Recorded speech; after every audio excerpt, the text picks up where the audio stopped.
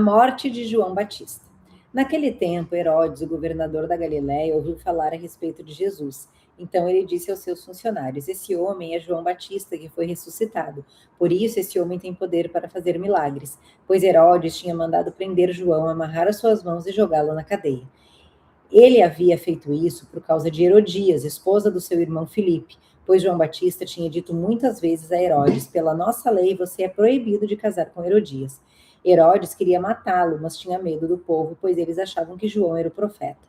No dia do aniversário de Herodes, a filha de Herodias dançou diante de todos, e ele gostou tanto que prometeu à moça: juro que darei tudo o que você me pedir.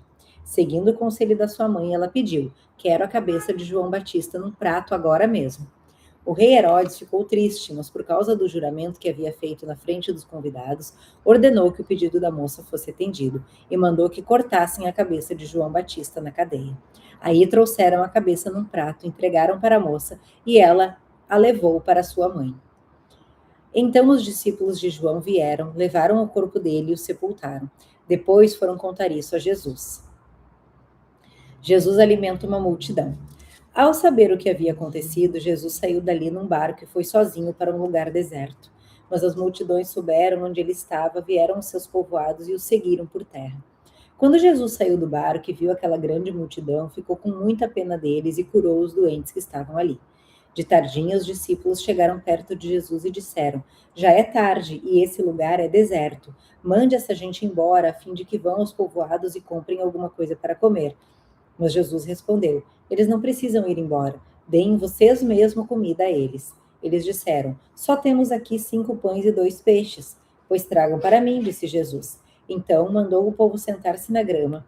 Depois pegou os 5 pães e os 2 peixes, olhou para o céu e deu graças a Deus. Partiu os pães, entregou aos discípulos e eles distribuíram ao povo. Todos comeram e ficaram satisfeitos.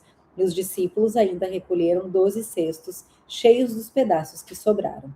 Os que comeram foram mais ou menos 5.000 homens, sem contar as mulheres e as crianças. Jesus anda em cima da água.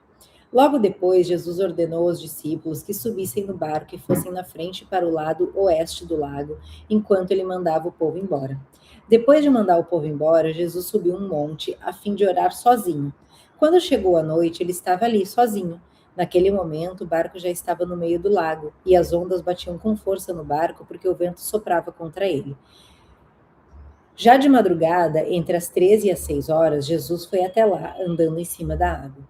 Quando os discípulos viram Jesus andando em cima da água, ficaram apavorados e exclamaram: é um fantasma! E gritaram de medo.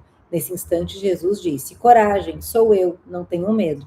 Então Pedro disse: se é o Senhor mesmo, mande que eu vá andando em cima da água até onde o Senhor está. Venha, respondeu Jesus. Pedro saiu do barco e começou a andar em cima da água em direção a Jesus. Porém, quando sentiu a força do vento, ficou com medo e começou a afundar. Então gritou: socorro, Senhor! Imediatamente Jesus estendeu a mão, segurou Pedro e disse: como é pequena a sua fé! Por que você duvidou?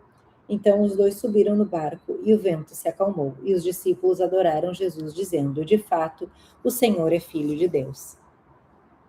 Jesus cura em Genezaré.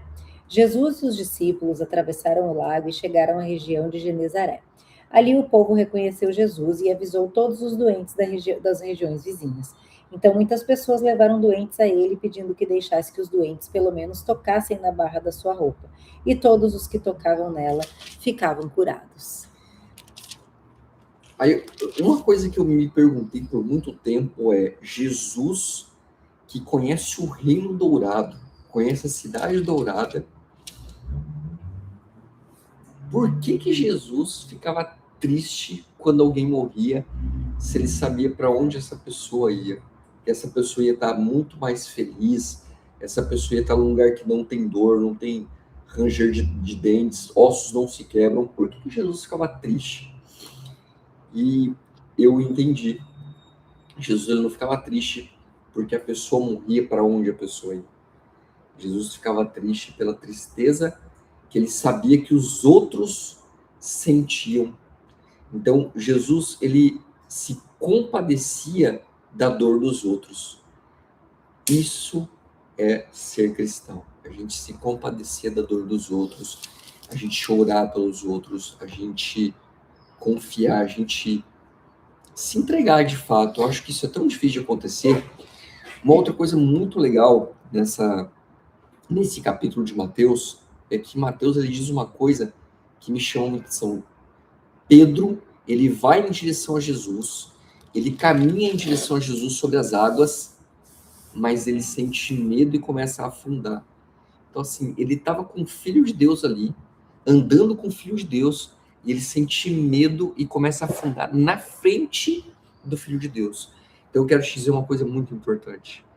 Porque, por mais que você crê em Jesus, por mais que você tenha fé, a gente também tem. Você sente medo? Eu sinto medo às vezes. Eu confesso que em vários momentos da minha vida, por causa da minha família, eu não tenho medo por mim, eu tenho medo por causa da minha família. Mas, recentemente, uma coisa me martelou que o medo é a ausência da fé. Porque medo não vem de Cristo. Medo não vem de Deus. O medo, ele é a ausência da fé. Então, a minha fé é muito pequena ainda. Eu preciso melhorar muito minha fé. Eu preciso orar muito pedindo para ter mais fé. Porque se a gente tiver fé e confiar e acreditar de verdade, para que temer? Ele alimenta os passarinhos do campo, veste Os lírios. com as melhores cores, as flores, os lírios. A gente vai ter medo de quê? Não tem por que ter medo. Então, essa mensagem é uma mensagem, assim, poderosa, porque a hora que você sentir medo, o que é o medo? O medo, ele é uma projeção da pior coisa que você pode fazer na sua cabeça. Ele é uma projeção de algo que a possibilidade de acontecer é minúscula. Porque se você puder prever o futuro, acerta a Mega Sena, cara. Lógico. Então, assim, o medo é uma projeção de um futuro irreal. O medo, ele é algo que não vai acontecer, é a ausência da fé.